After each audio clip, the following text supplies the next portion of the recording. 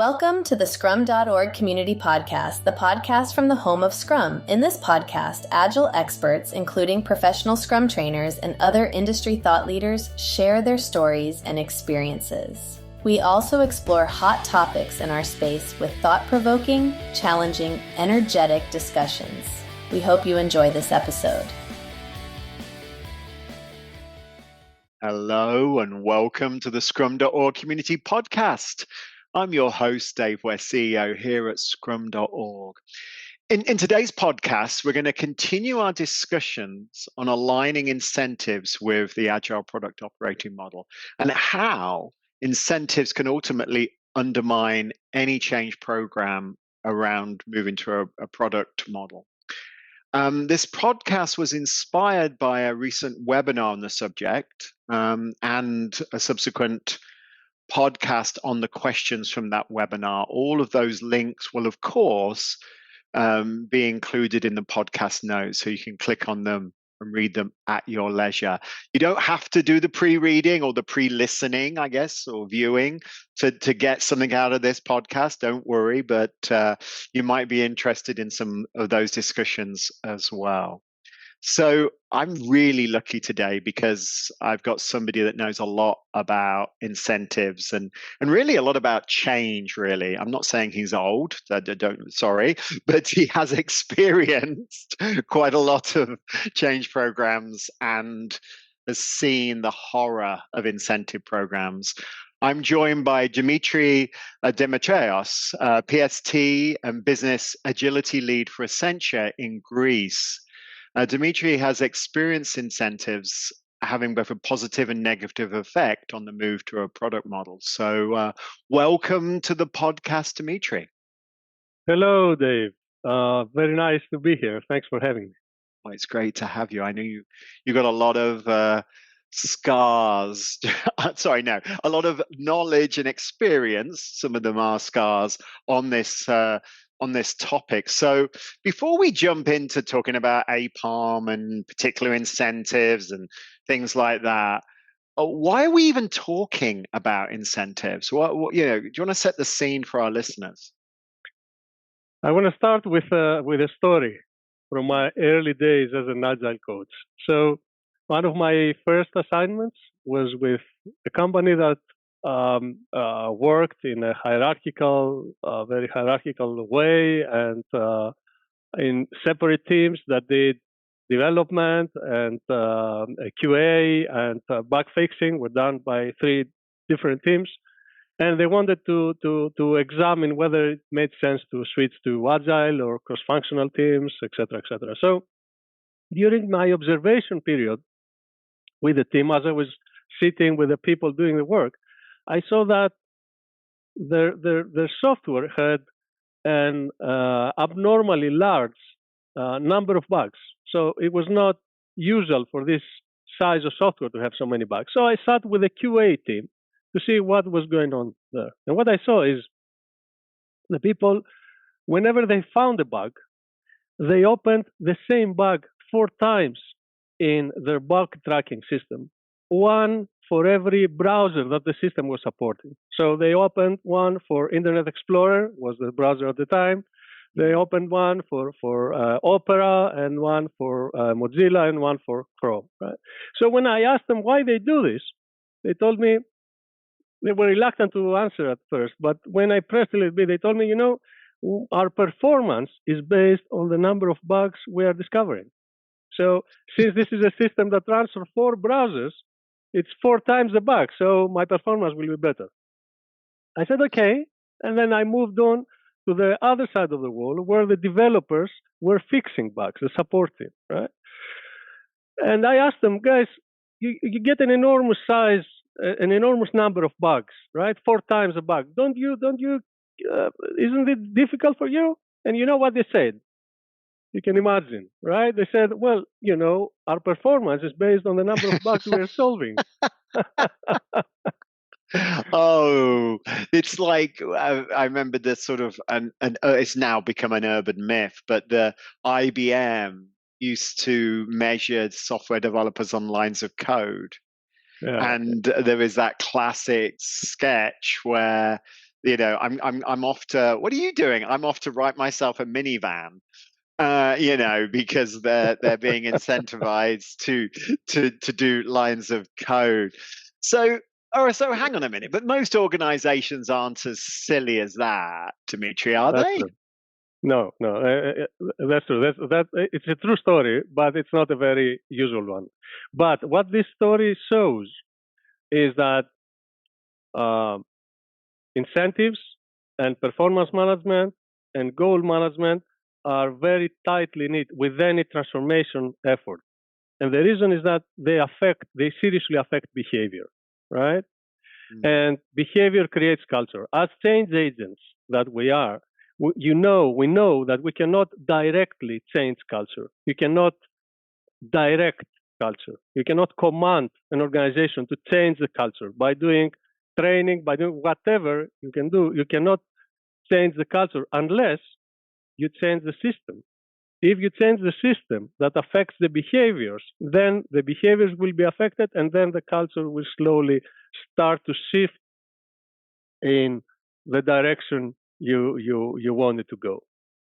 And from what I observed, from talking to prior to the webinar, I interviewed a number of organizations, and I was also fortunate to have a colleague who has rolled out the product model in a few places, Dow Fernandez, in the financial services sector, and I talked to those organizations and learned quite a lot. And one of the things that I realized was incentives are not like, just because in the example you used, the team is measured on numbers of bugs, doesn't necessarily mean that every single person is aligned to that incentive in quite the same way that you would expect.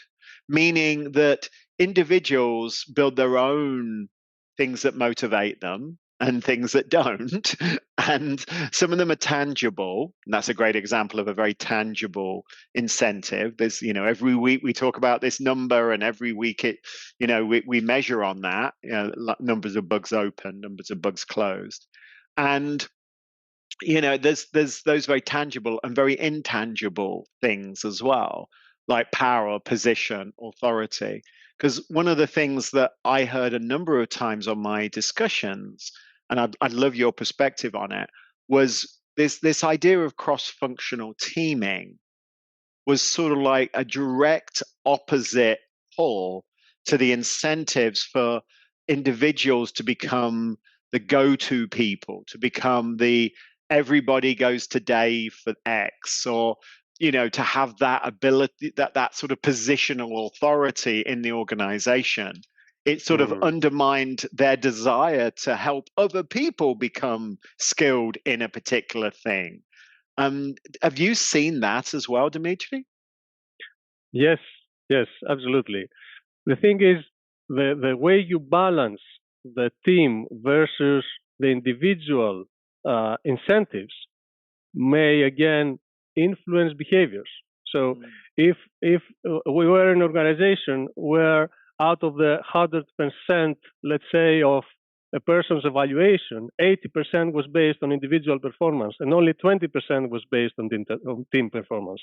What you do in this way is you encourage individualism, you encourage hero behaviors, right? So I will save the team, I will do, and I will make sure my individual work is known across the people that should be known. One of the first things we did in this organization, even before we completely rolled out the product operating model, was try to reverse the relationship between these two areas. So not directly at first, but at least we got at 50-50. So 50% was based of a person's performance was based on the individual contribution, and 50% was based on the team, with the intention of completely reversing it, 20% individual, 80% team. And what this created is a change of behavior. Now you are really interested. If you're a team member, you're really interested in your team performance. And what happens is you start to look beyond your role, right? Because you know that your individual performance is not good enough. The team, the product you're building has to succeed. And therefore, you start challenging other people. It was we had cases where the product owner was challenged by the engineers, the developers, on the things that she brought in to build, right? Because the engineers did not believe it was the right thing to do, and this was a healthy tension in the team because it forced the product owner to rethink if these were the right things to do. Yeah, and that's very consistent with what Daryl talked about. It took them quite a while at. He can't say what the company is, but you just look at his resume and I think you could work it out. But it took them a while to adopt that approach and a lot of experimentation around it. But so is it, at the end of the day, is it all about, if you have money, and is it, if you have incentives that are like a bonus, for instance, that's directly connected to some financial outcome, which is in the case of most financial organizations, they have this bonus that runs usually in the US in January, February, you get it. And it ultimately the number comes from a big pool, and then the sort of like the multiplier or the subtractor is determined by the thing. But that is it all about that? Is that I mean, there are other incentives, these less tangible ones, but at the end of the day, does money always win? Every time I'm doing a class, I ask this question: what motivates people, right? What creates the urge to get up in the morning and go to work with a smile on your face? And the instinctive replies I get at first is money. But if you start to think about it and dig into it, the truth is much more complex. So I'm a big fan of Herzberg's theory that's called the hygiene factors. And what this theory says is that there are certain things that demotivate you, that create dissatisfaction, right? And there are other things that motivate you. And what is strange and interesting is that the things that motivate you are not the exact opposite of the things that demotivate you. For example, having a lack of job security, seeing people getting fired around you is a very big source of dissatisfaction, right? Yeah. So if you are in this environment, then you are completely demotivated. But if you take it to the other extreme, so if you provide to someone job security for life, does it mean he will be very motivated? No, he will just be satisfied. The same goes with working conditions, right? The same goes with micromanagement. So if you have a manager over your head looking at everything you do, you will be extremely demotivated, right? But if you have a manager that is good, that is not enough. You will not be motivated. So it turns out that there are different things that demotivate you than the things that motivate you. Yeah. And the funny thing is that money is on the things that demotivate you. In what sense? If you don't have enough money to have a healthy living, to support your family, to have an average living status, right? Then you will be completely demotivated.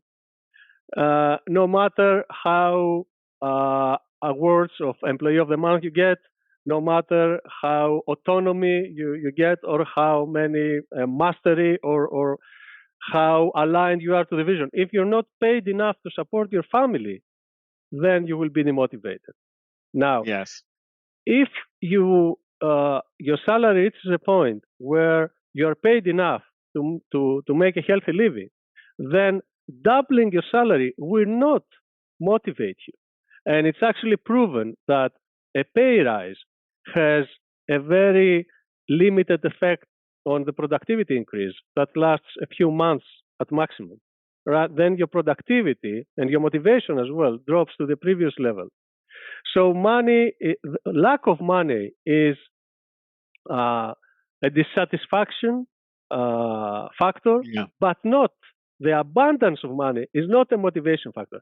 As Daniel Pink very well put it, you should pay your employees enough to get the money thing off the table. So you should pay them enough so that they think about the work and not about the lack of money.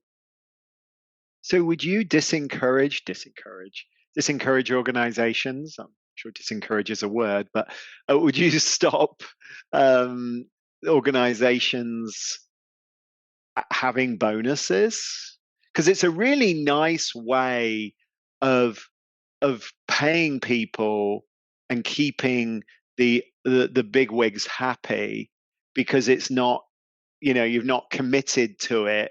It's going to be based on company performance or whatever. So it's from a leadership point of view, a bonus is a really nice way of giving money to people that won't come and necessarily work for you because your salary is not enough. And it's a really nice way of packaging that so that the management above you accept that it's a variable, right? So they're like, oh well, if we don't do well, then we're not going to pay this.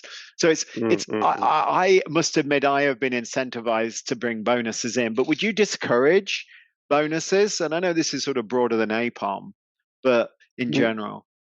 I wouldn't. I would just keep them in balance with other motivation factors.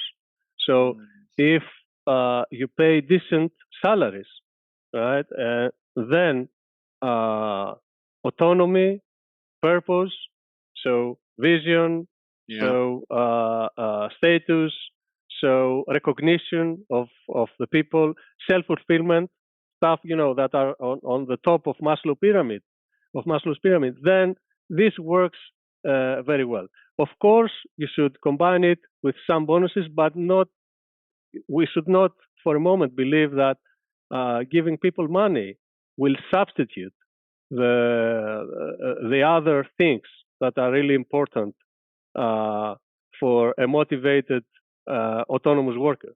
So autonomy, purpose, mastery, that are really important. Now, on the top of the pyramid, on C-level, then, money seems to me is not really about money.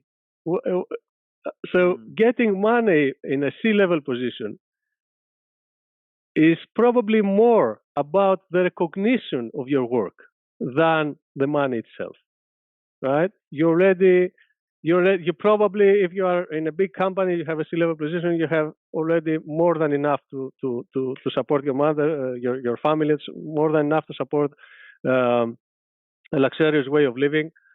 But the bonus are more, I think, a recognition of your efforts. So again, it's a sentimental thing, not a money thing. Just for the record, if Ken Schwaber, who's my boss, is listening today, completely ignore anything Dimitris is saying at the moment. I'm here for the money. Total money. Actually, I hate to say it, and I certainly hope Ken's not listening now, but you're exactly right. It's about prestige, status. It's about the authority. It's about being able to say, I run this group or this company, in my case, this organization, and we've grown to 360 trainers. We get 1.5 million. And I know they're vanity metrics, but it makes me feel like my organization is having an impact and people are talking about it. And that is very, very, very motivating. And gets me up every day. The sort of the mission and connecting that mission, I think, is important.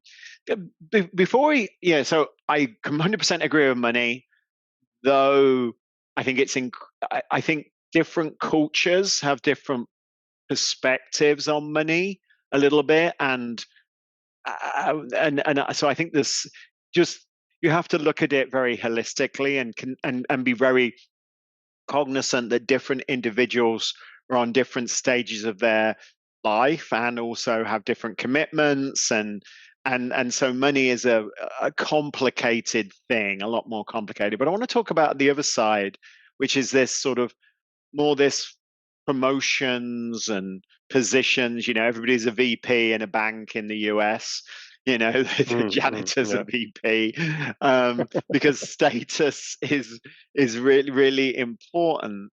And status can also lead to, that challenge that we talked about with cross-functional teams, that ultimately I want to be the bottleneck. I want to be the hero.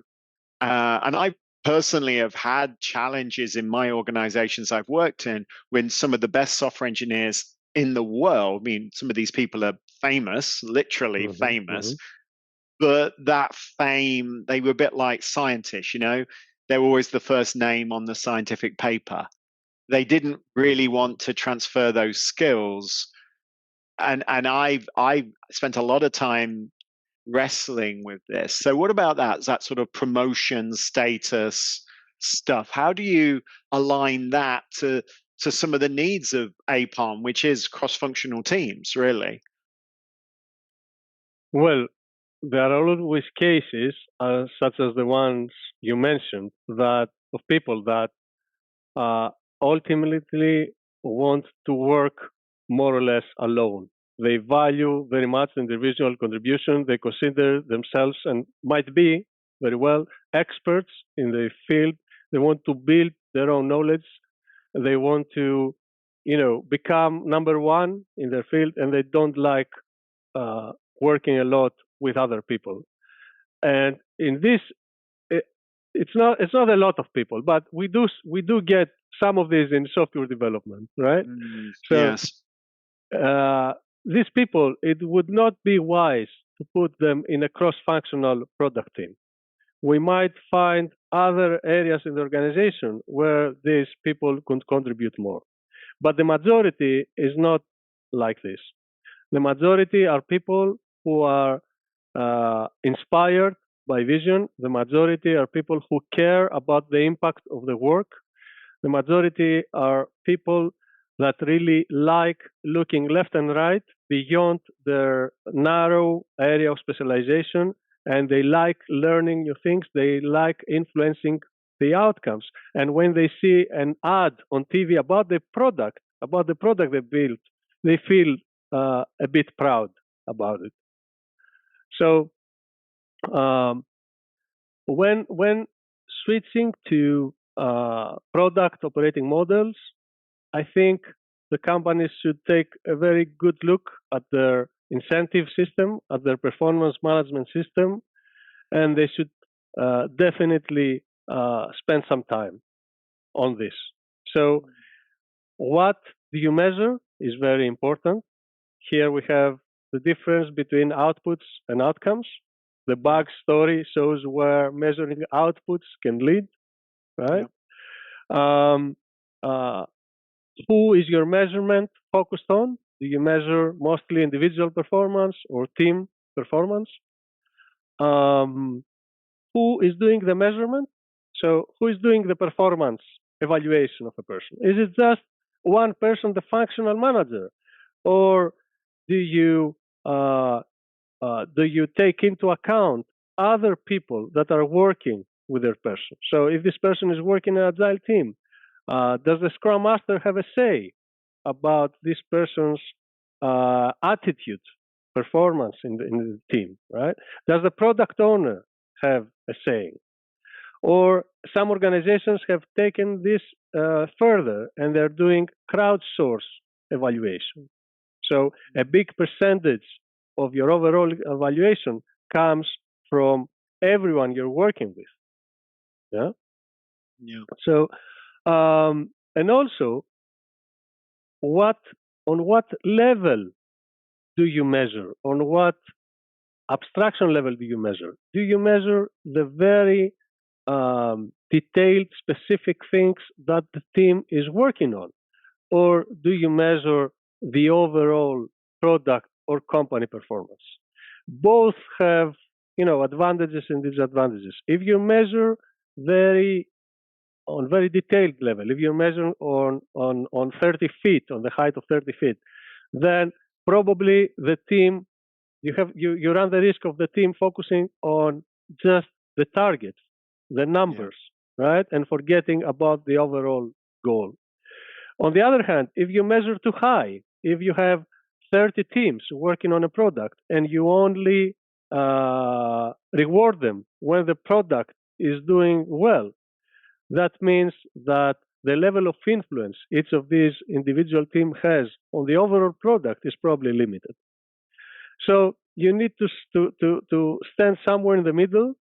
You need to make sure that the teams are rewarded based on generic performance measures that cannot be handled by the team, right? The teams cannot cheat, but at the same time, it has to be something that the team can really influence with their work.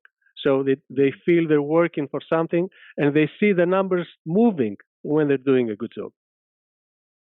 Yeah, it is. I think that I think that looking at it holistically, which is exactly what you described, Dimitri, is super important. Which sort of brings me to ownership and how do you, as a change agent, influence these things? Because let's be honest, you're working at Bank of America or you're working at maybe on a really important product, but you're in a machine in terms of how you're paid, how you're promoted, which is fair. It's an incredibly successful institution that's doing amazing things. However, you're a very small cog in a system that's incredibly complicated. I remember when I worked at IBM, so we were Rational Software and bought by IBM. When I was at Rational, I had a really clear line of sight to my bonus and to my stock grants and to my promotions, and I knew exactly how to get. And then IBM took over, and they're lovely, sort of waved goodbye to free soda, and took this waved goodbye to Outlook as well. And we had Lotus Notes for a while, which was not a pleasant experience. But it was impossible. I would get random numbers sent to me in terms of my bonus. And I used to ask my boss, and he'd say, "No idea, Dave. Sorry. Absolutely no idea." We even got HR involved once, and they were like, "Yeah, well, it's complicated." And they didn't really know either. So if you're working in these sort of situations, in these big institutions, what can you do? How do you drive change? And when the incentive program isn't aligned particularly, what do you do in those situations? What would be your recommendation? First of all, I completely agree. When you're in a smaller company with a startup mentality, then the company is usually much more open about these things, much more transparent, and people, they know the salaries around them, and they understand the bonus system, they understand the reward system, and it's easier for everyone. When a company scales, it's much more difficult to maintain this level of transparency. Or if the company adopts a more corporate mentality and moves away from startup, as usually happens when you scale, right? Yeah. So a way that some companies deal with it is they provide more autonomy to the new product units that are created by applying the product operating model. That takes a lot of change, and I have to admit that we don't see it a lot in more conservative organizations like banks, right? Financial institutions. But the companies that have done this, they seem to have been able to create a new level of transparency. That comes, of course, with challenges. That means that if you're working in a certain product unit, you might get paid different for doing the same job than being in a different unit, right? You might get rewarded differently, but it's a bet that organizational autonomy works better for complex situations such as the reward and performance management system. On the other side, if the organization is not willing to provide this autonomy, and to be honest, most of organizations are not, then what you need to do is create, include this area in your transformation program. You cannot leave this just to HR.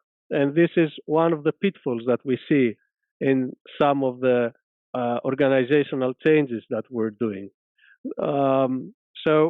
Okay, compensation, whenever the compensation incentive discussion comes up, some will say this is HR thing. We should not touch it, right? But it doesn't work like this. Of course, HR should be involved. Of course, HR should lead the discussion, but everyone should be involved. And there are many reasons for this. Reward system for technology people is pretty different from the reward system for business people or for sales people, right? Yeah. Sales people incentives are really, really crucial. So if you're creating cross-functional teams, how, including all these three areas, how do you combine them and create team objectives, right?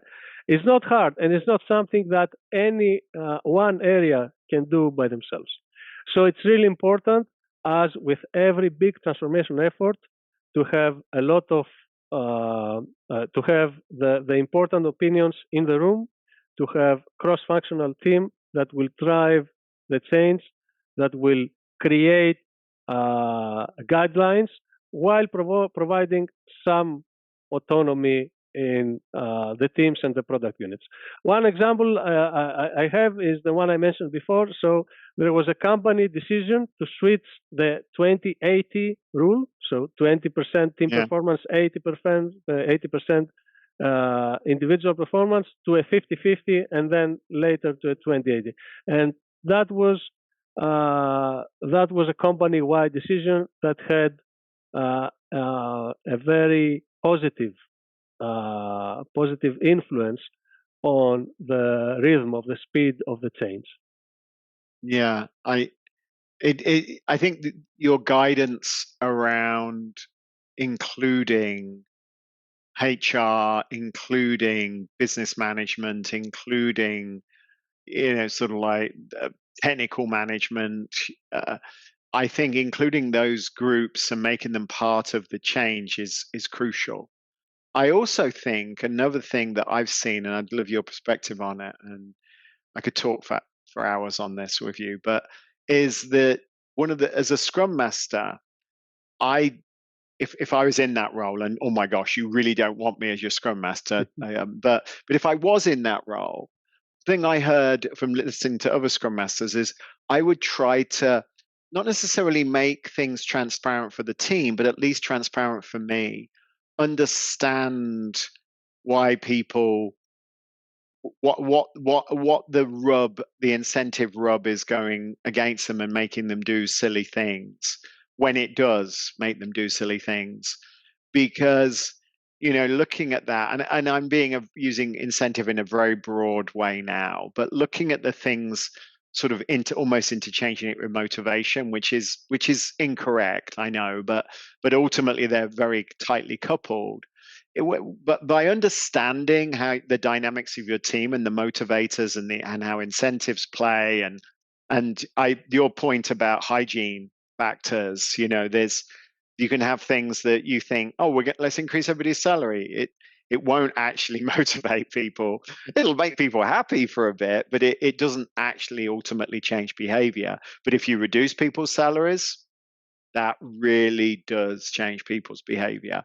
So trying to understand that, and as a Scrum Master, trying to at least get a visual, trying to put something together in your head around that, I think is crucial, because then you might know how to change it, but at least you can understand it. And some of it is just reframing can really helping somebody who thinks that isn't, that they need to be the hero. Well, actually, You don't. And these are the reasons why. And this is how this will help your career even more than being a hero, And I think there's that element as well. When you're in an organization where, yes, you're trying to influence change on this sort of like broad winning coalition of HR, business leadership, technical leadership, etc. But actually on the day-to-day is having that understanding and that transparency. It's super important, right? Absolutely. Absolutely. I remember a time when there was one of the teams I was coaching had this person that had the hero mentality. What it turned out after a few sessions with a Scrum Master, after a few one-on-ones, is that what this person craved for was recognition from the team and the teams around them. So when we installed the system, a kudos system, that a very easy thing on Slack that someone just say thank you to anyone, this person would consistently show up on the top of the list of people getting the most kudos, and he was really happy with that. And he channeled his energy into helping others, so he could get more kudos, and that's a perfectly healthy behavior, right? Yeah. Instead of trying to do everything by yourself, channeling your expertise and your knowledge into helping others. Yeah. And that could have been blown up horribly if 80% of his salary was to become a hero, so I get it. That's the reason why it's holistic. Dimitri, thank you so much for spending the time today talking about this.